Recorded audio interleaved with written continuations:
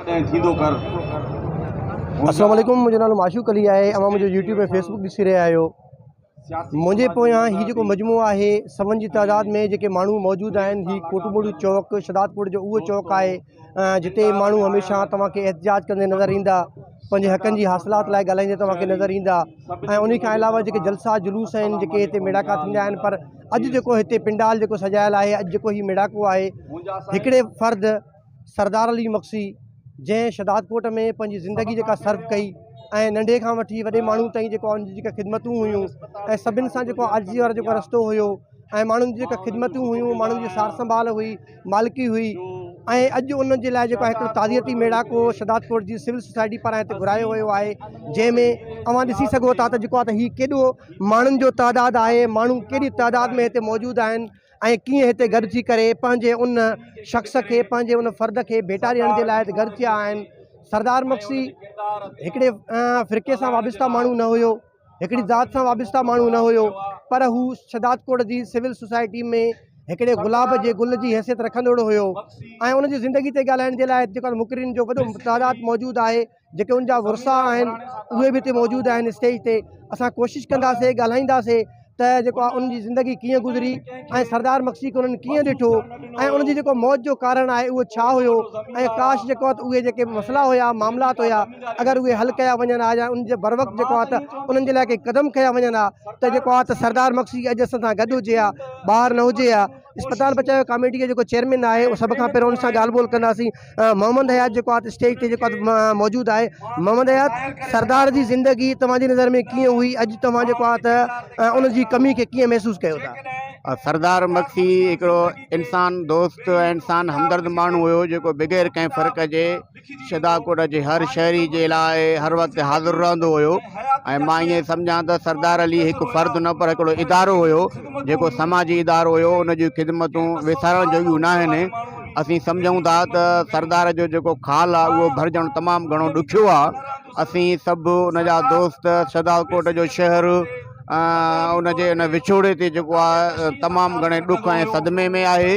ऐं जहिड़ी तरह सां सरदार जो मौत थियो आहे, असीं उन अस्पताल इंतिज़ामिया जी जेका नालाइकी ऐं नाअहली हुई उनजी बि मज़म्मत कयूं था त शदादकोट जी हेॾी वॾी अस्पताल आहे, उन में कंहिं बि क़िस्म जी सहूलियत मौजूदु न आहे त जेकॾहिं एमरजेंसी जी सूरत में सरदार खे जेको आहे फर्स्ट एड ॾिनी वञे हा त शायदि हुनजी ज़िंदगी बची पवे हा। सो सरदार जो विछोड़ो असां सभिनी जे लाइ तमामु वॾो हिकिड़ो घाव आहे जेको भरिजण में तमामु वॾो वक़्तु लॻंदो।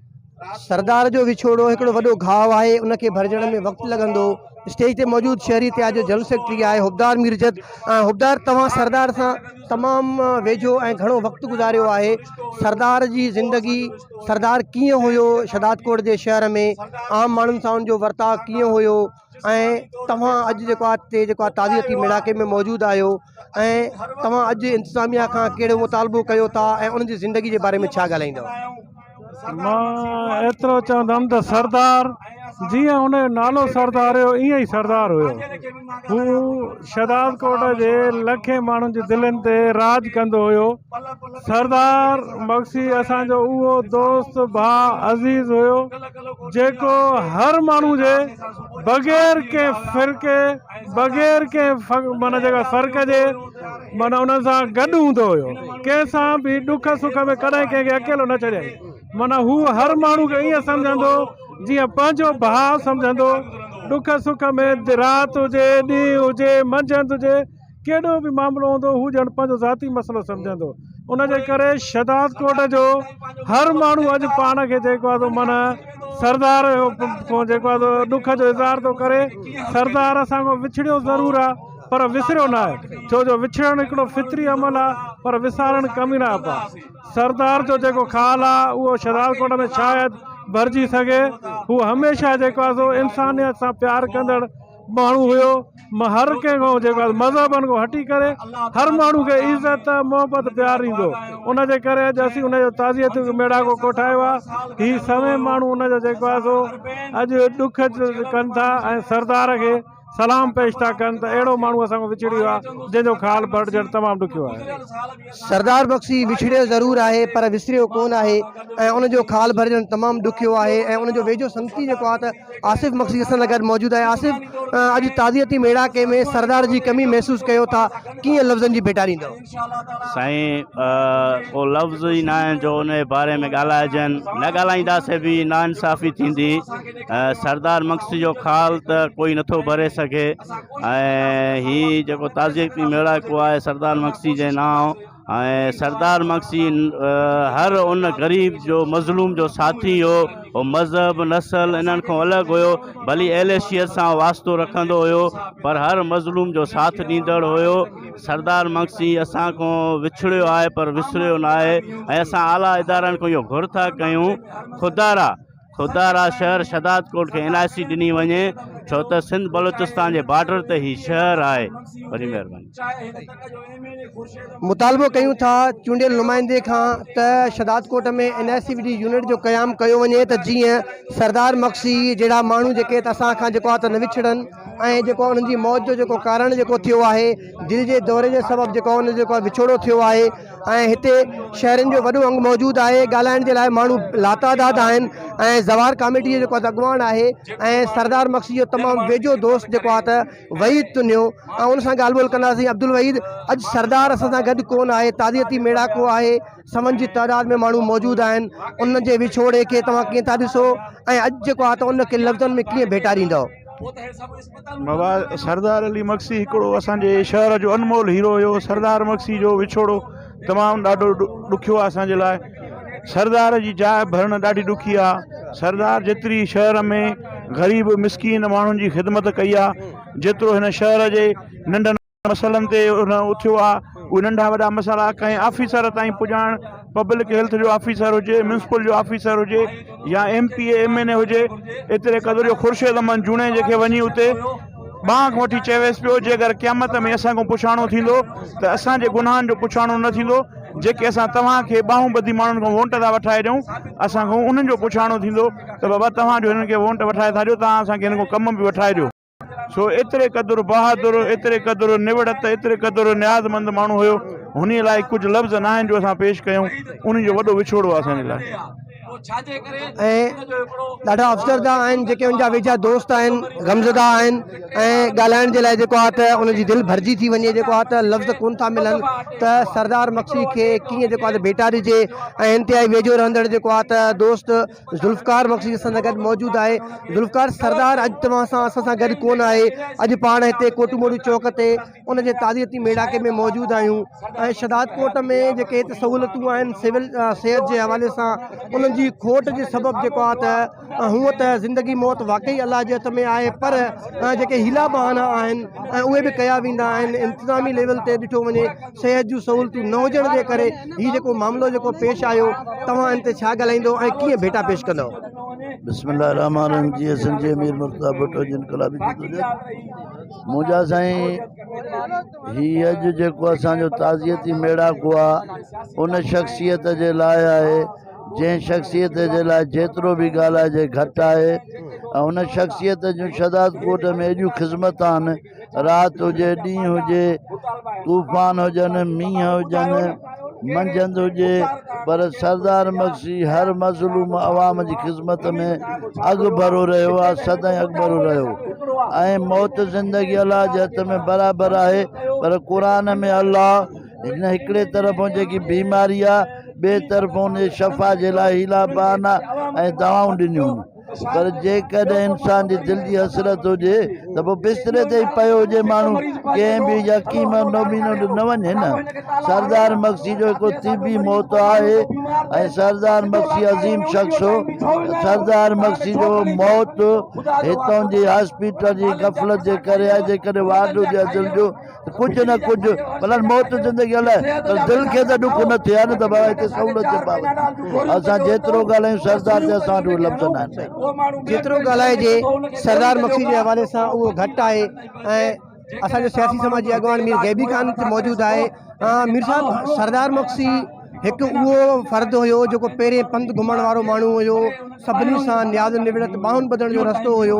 अॼु हीउ जेको मेड़ाको आहे सभनि जी तादाद में कोटमोड़ी चौक ते हिते माण्हू मौजूदु आहिनि ऐं उन ॾींहुं पाण जनाज़े में बि गॾु हुयासीं त शहरनि पारां केॾो जेको आहे त उन जनाज़े में शिरकत करे ऐं इहो जेको पैगाम ॾिनो वियो त जेके शहर जी ॻाल्हि कंदा जेको पंहिंजे शहरनि सां हॾोकी थींदा उन जी मालिकी कंदा उन सां गॾु शहरी थोरे नंढा हुजनि वॾा हुजनि कहिड़े मक़सद फ़िक्र जा वाबस्ता छो न हुजनि गॾु हूंदा ऐं उन जी जेको आहे कमी खे तव्हां कीअं महसूसु कयो था लफ़्ज़नि में कीअं भेटाड़ींदव? वॾी महिरबानी मोहम्मद माशूक सरदार मक्सी जेको आहे हिन जो वालिद साहबु मीर गुल हसन मक्सी असांजो दोस्त हुयो। ही तमामु जेको आहे समाजी वर्कर हुयो, हर हिक जे दुख सुख में हूंदो हो। हाणे मौत त बरहक आहे, सभु कंहिंखे अचिणो आहे, पर तव्हां इहो जनाज़े में ॾिठो त कंहिं चङे भले जा बि एतिरा जनाज़ो न थींदो आहे, एतिरा माण्हू गॾु थिया आहिनि। असां दुआ था कयूं त अलाह जन्नतुल फिरदौस में उनखे जॻह ॾींदो ऐं मुंहिंजो इहो आहे इंशाअल्लाह सरदार असांजी दिलनि में हरदमि यादि हूंदो ऐं तव्हांजी वॾी महिरबानी। वॾी महिरबानी। सरदार हमेशह दिलनि में रहंदो, इनखे कोई विसारे कोन थो सघे। सरदार मक्सी जो इंतिहाई वेझो दोस्त करम खान मक्सी असां सां गॾु मौजूदु आहे। करम अॼु ताज़ियती मेड़ाको आहे। सरदार जेको सिर्फ़ु नाले जो सरदार न हुयो पर दोस्तनि जी जेका संगत हुई, जेको आहे जथो हुयो, उनजो बि सरदार हुयो। अॼु उनजी कमी खे तव्हां कीअं महसूसु कयो था ऐं उनखे लफ़्ज़नि में कीअं यादि कंदव? पहिरीं त असां उन ॾींहं खां वठी ईअं सम्झो उनजे ॾुख में वरितल आहियूं। अॼु हीउ उनजो ताज़ियती मेड़ाको आहे जंहिंमें हीउ दोस्त सभई गॾु थिया आहिनि। उनखे जेको आहे भेटा पेश करण जे लाइ सरदार जे ज़िंदगी ते ॻाल्हाइण त मां सम्झां थो हिते असां वटि उहे लफ़्ज़ ई कोन्हनि जेको असां सरदार मक्सी जे ज़िंदगी ते ॻाल्हायूं। सरदार मक्सी हमेशह ग़रीबनि ऐं मिसकीननि, बेवाहनि ऐं उन्हनि जो हमदर्द रहियो आहे। हिते सदाईं हुन मज़हबी हुनखे जेको आहे हुयो, पर हुनखे इहा शइ शदाद कोट में न सोचींदो हो त हीउ कहिड़े मज़हब जो आहे, हीउ कहिड़े जेको आहे फ़िक़ह सां हिन जो तालुक़ु रखे थो। ऐं जॾहिं बि हू पंहिंजे घर खां निकिरंदो त हुन जा खीसा जेको आहे भरियल हूंदा, उहे कंहिं रस्ते में कंहिं मिसकीन खे, कंहिं ग़रीब खे, कंहिंखे नान वठी ॾियणु, कंहिंखे मानी वठी ॾियणु, कंहिंजे घर जे जेको आहे ख़र्च हलाइण जे लाइ। ऐं हू पाण हिकिड़ो ज़मींदार आहे असांजे इलाइक़े जो। तव्हांखे इहो ख़बर हुजणु खपे त शदाद कोट जे माना फतू शाख में हुननि जा 1500 खां 2000 जे रेब हुननि जो ज़मीन आहे। पर सरदार मक्सी जॾहिं हिते शदाद कोट में घुमंदो त कोई हुनखे ज़मींदार महसूसु न कंदो। उहो सभु चवंदा त हीअ असांजो भाउ आहे, ग़रीब चवंदो हीअ असांजो भाउ आहे, ऐं अमीर बि चवंदा हुया हीअ असांजो भाउ आहे। उनजी ज़िंदगी ते मूंखे एतिरा लफ़्ज़ कोन्हनि जो मां ॻाल्हायां। सरदार मक्सी सभिनि जे दोस्तनि जो बि सरदार हुयो। सरदार मक्सी पंहिंजे दोस्तनि जे जेको आहे उन्हनि जो बि सरदार हुयो ऐं सरदार मक्सी ज़मींदार फैमिली सां वास्तो रखण जे बावजूदि जेको आहे उन कॾहिं बि जेको आहे त महसूसु न करायो त जेको आहे त कंहिं ज़मींदार ख़ानदान सां उनजो वाबस्तगी आहे या हू वॾो माण्हू आहे। हमेशह आजिज़ी वारे अंदाज़ में जेको हलियो। ज़ुल्फ़कार अॼु ही ताज़ियती मेड़ाको शदाद कोट में मुंहिंजी नज़र में त हिकिड़ो जेको आहे त वाज़े पैगाम आहे त तव्हां जॾहिं हक़ सच जी राह ते हलंदव, जॾहिं तव्हां आम मिसकीन माण्हुनि जी ॻाल्हि कंदव, नियाज़ निवड़त वारो रस्तो अपनाईंदव। मां नथो सम्झां शदाद कोट जा शहरी उनखे रिजेक्ट कंदा, पर शहरी उनखे पंहिंजो माण्हू सम्झंदा। उहो पंहिंजनि मां ई हूंदो, छो जो मां जनाज़े में ॾिठो हर मकतब फ़िक्र जो माण्हू हुते मौजूदु हुयो, ख़्वाह कहिड़े बि फ़िरके सां हुजे, हिंदू हुया, मुस्लमान हुया, अहले सुन्नत सां वाबस्ता माण्हू हुया, अहले शियत सां वाबस्ता माण्हू हुया, मुख़्तलिफ़ ज़ातियुनि बिरादरियुनि जा माण्हू हुया। छा था सम्झो जेको आहे त जेको इहो ख़ाल आहे, इहो भरिजणु जेको मुमकिन आहे या जेको हुनजो मौत जो जेको सबबु जेको दिलि जे आज़े जो सबबु जेको हुनजो मौत जेको थियो आहे ऐं जेको इंसानियत जी केतिरी गफ़लत आहे ऐं लफ़्ज़नि में कीअं यादि कंदो हुनखे? बिस्मिल्लाह रहमान रहीम। सरदार मक्सी हींअर असां जिस्मानी तौर ते असां सां न आहे पर रूहानी तौर सां गॾु आहे। मां सम्झां थो जेकॾहिं ख़ाल त नथो भरिजी सघिजे, छो जो अहिड़ा माण्हू सदियुनि में तयारु थींदा आहिनि। ऐं हाणे असांजी इहा ई कोशिशि आहे त ॿिया जेके असांजा सरदार मक्सी जहिड़ा भाइर दोस्त आहिनि, शदाद कोट वासी आहिनि, कंहिंजो पुटु आहे, कंहिंजी न्याणी आहे, कंहिंजी धीउ आहे, उनखे उनजी हयाती बचाइण लाइ असांखे शदाद कोट में हिकु तहरीक हलाइणी पवंदी। हिन ताज़ियाती मेड़ाके जे हिन प्लेटफॉर्म ताईं हिकिड़ो मैसेज वञे त असां पंहिंजनि प्यारनि खे ऐं उन्हनि जी ज़िंदगी बचाइण लाइ असांखे शदाद कोट में NICVD जो हिकिड़ो इस्पताल हुजणु खपे। जीअं बर वक़्तु कोई बि माण्हू इस्पताल पहुचे त उनखे ज़रूरी जेके ट्रीटमेंट वग़ैरह आहिनि उहे ॾेई सघजनि, त जीअं उहो असांजो प्यारो असां खां न विछड़े। पर हिते असां वटि हिकिड़ो अहिड़ो कानून आहे जेको बि माण्हू हितां जो आवाज़ उथारे थो हक़नि जी ॻाल्हि करे थो त उनखे चवंदासीं न का पंहिंजा मुतालबा आहिनि हिन ताज़ियाती मेड़ा खां बाबू माशूक हिकिड़ो ई मुतालबो आहे त NICVD शहदार लाइ अहम ज़रूरी आहे। वॾी महिरबानी तिबी सहूलियतुनि जी खोट आहे, हिन में को बि शक कोन आहे। ऐं गुज़िरियल 4 महीननि खां वठी शहदाद कोट जा जेके शहरी आहिनि उहे सरापा एहतिजाज आहिनि। कोडूमोडू चौक ते उनजो एहतिजाज हलंदड़ आहे त शहदाद कोट में स्पेशलिस्ट डॉक्टरनि जी कमी आहे, दवाउनि जी खोट आहे ऐं जेको आहे हिते जेके डॉक्टर जेके आहिनि उहे वीज़ाउनि ते वियल आहिनि। ऐं शहदाद कोट में जेको आहे त NICV यूनिट जी जेको सख़्तु ज़रूरत आहे ऐं छो जो जेको आहे त ब्लड प्रेशर ऐं दिलि जे आर्ज़े में हिते माण्हुनि जो जेको आहे मुब्तला हुजण जो तमामु घणो तइदादु आहे, उन्हनि जी जेको आहे इलाज जे लाइ का सहूलियत कोन आहे। ऐं अॼु हिन ताज़ियती मेड़ाके में जेको आहे त शहर जी जेको आहे त नाले वारी शख़्सियत मीर अमजद मीरजत साहब मौजूदु आहिनि। अमजद, तव्हांजो तमामु वेझो तालुक़ु जेको हुयो सरदार मक्सी सां ऐं अॼु ताज़ियती मेड़ाके में जेको आहे तव्हां असां सभु हिते शरीक आहियूं ऐं उनखे जेको आहे तव्हां लफ़्ज़नि में कीअं यादि कंदव ऐं उन जी ज़िंदगी जे बारे में थोरो ॿुधाइजो त आम माण्हुनि सां उनजो वहिंवार कीअं हुयो। सरदार बख्शी हिकिड़ो बहितरीनु माण्हू हुयो। असांजो त भाउ बि हुयो, ॿां बेली बि हुयो ऐं पूरे शहर जे लाइ जंहिंजो बि को बि मसइलो हूंदो बग़ैर ॿुधाइण जे अगरि को धरणो हूंदो या का ॻाल्हि हूंदी, कॾहिं असां हुनखे अस्पताल में ॾिठोसीं, कॾहिं असां हुनखे थाणे में ॾिठोसीं, कॾहिं असां हुनखे कोटमोड़ू चौक ते ॾिठोसीं। हुनजी ज़िंदगी माण्हुनि जी ख़िदमत करण में गुज़री। पर असांखो मां इन ॻाल्हियुनि में इहो ॻाल्हि बि मां ऐड कंदुमि त असांखो माना 2 अहिड़ियूं शख़्सियतूं विछड़ी वियूं शहदाद कोट मां।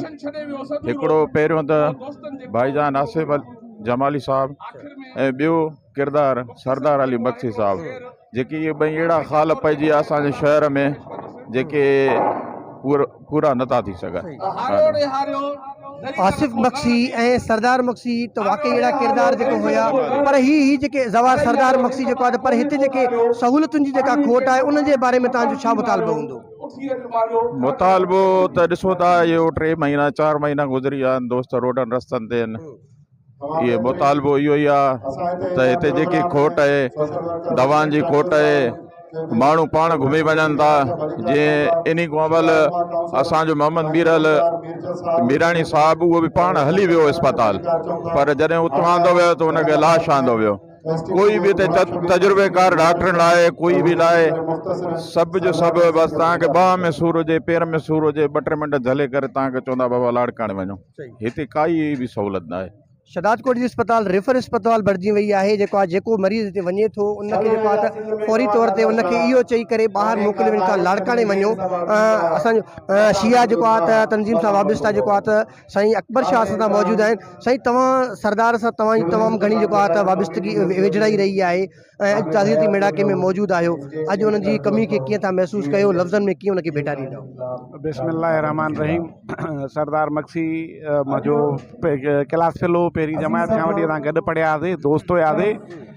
हिकिड़ा माण्हू हूंदा आहिनि जेके नाले जा सरदार हूंदा आहिनि, हिकिड़ा माण्हू हूंदा आहिनि जंहिंजो किरदारु सरदारनि जो हूंदो आहे। सरदार मक्सी जो किरदारु जेको हुयो उहो हज़ारे दिलनि जे मथां सरदार जे किरदार सां उहो मनसूबु आहे। नालो बि हुनजो सरदार हो, हुनजो किरदारु बि सरदार हो। सरदार चयो वेंदो आहे की उन माण्हू खे जेको 5 माण्हुनि जी मालिकी करे। सरदार मक्सी बग़ैर कंहिं रंग नसल, बग़ैर कंहिं ज़ात पात जे, बग़ैर कंहिं मतभेद जे सभिनी दोस्तनि जी, सभिनी माण्हुनि जी मालिकी कंदड़ हुयो। सॼो ॾींहुं रोड ते पंधु घुमंदड़ हुयो ऐं माण्हुनि जी ख़िदमत कंदड़ हो। मौला हुनखे जन्नतुल फिरदौस में जाइ ॾींदो। असांजी दुआयूं हुन सां गॾु आहिनि। इंशाअल्लाह हू मौला हुसैन अलैहिस्सलातु वस्सलाम जी कचहरी में हिनमहिल शामिल हूंदो। बड़ी महिरबानी। सरदार मक्सी बग़ैर कंहिं मतभेद जे जेको आहे त हर माण्हू जी ख़िदमत ऐं मालिकी करण वारो किरदारु हुयो ऐं उन कॾहिं बि जेको आहे त इहो फ़र्क़ु न रखियो त जेको आहे त हीअ कहिड़ी ज़ात सां वाबिस्ता माण्हू आहे, कहिड़ी जेको आहे त क़ौम सां वाबिस्ता माण्हू आहे, कहिड़े फ़िरक़े सां वाबिस्ता आहे। शहदाद कोट जा सीनियर सहाफ़ी आहे मोहम्मद रफ़ीक भट्टी। मोहम्मद रफ़ीक, सरदार मक्सी शहदाद कोट में जेको किरदारु आहे अॼु जेको आहे त 7 जी तादाद में शहदाद कोट में शहरी हिते कोटमोड़ू चौक ते गॾु थी उनखे भेटा ॾियण लाइ गॾु थिया आहिनि। सरदार मक्सी अवां जी नज़र में उनजी ज़िंदगी कीअं गुज़री ऐं लफ़्ज़नि में उनखे कीअं भिटारींदा तव्हां? मां त चवां थो त सरदार मक्सी ते ॻाल्हाइण जे लाइ वक़्तु खपे, टाइम खपे, पर अॼु असां सभिनी दोस्तनि ख़ुसूसन शहदाद कोट वारनि इहो साबित करे ॾेखारियो आहे त सरदार मक्सी जा जेका माण्हुनि जी मोहबत हुई वाक़ई मोहबत हुई। इन जो इहो सबूत आहे त हीउ जेको ताज़ा मेड़ाको आहे, इन मेड़ाके में मां त चवां थो त समय हज़ारे माण्हू शरीक थी जेका हुनखे ख़िराज तहसीन था पेश कनि, उहा हिकु क़ाबिल तारीफ़ आहे। सरदार मक्सी हिकु अनमोल माण्हू हुयो, हर दुख सुख में माण्हुनि सां गॾु साथ ॾींदो हुयो। अॼु हुनजो विछोड़ो असां सभिनी खे बिल्कुलु ॾुखाईंदड़ आहे। अलाह हुनखे जंत में जायूं ॾे, उन लाइ दुआ कयूं। महिरबानी। सरदार मक्सी जो विछोड़ो इंतिहाई ॾुखोईंदड़ आहे ऐं हर माण्हू जेको आहे त उन जे सोग में वरितलु आहे, उन जे ॾुख में वरितलु आहे ऐं जेको उनजो जेको मौत ॿुधायो वञे थो, तिबी मौत ॿुधायो वञे थो ऐं शहदाद कोट में NICVD यूनिट न हुजण जे करे जेको आहे त हिते आम माण्हू जेके आहिनि आए ॾींहुं जेको आहे त हार्ट अटैक जे जेको आहे त सबबु जेको मौत जो शिकार थियनि था। शहदाद कोट में असां सां जेको आहे हिन ताज़ियती मेड़ाके में शहदाद कोट जो नाले वारो हार्ट स्पेशलिस्ट जेको डॉक्टर आहे, जेको आहे डॉक्टर अमीर बख्श शेख साहब। डॉक्टर साहब, तव्हां पंहिंजे शोबे सां जेका तव्हांजी वाबस्तगी ठीकु आहे, पर सरदार मक्सी जेको ज़ाती तौर ते जेको इहो किरदारु जेको हुयो उनखे तव्हां पंहिंजी ज़िंदगी में कीअं ॾिठो ऐं जेको उनजो मौत जेको वाक़िअ थियो आहे, तव्हां छा था सम्झो जेको शहदाद कोट में NICVD यूनिट केतिरो ज़रूरी आहे? दिलि जे आर्ज़े में मुब्तला माण्हुनि जो तइदादु केतिरो आहे? बिस्मिल्लाहिर्रहमानिर्रहीम।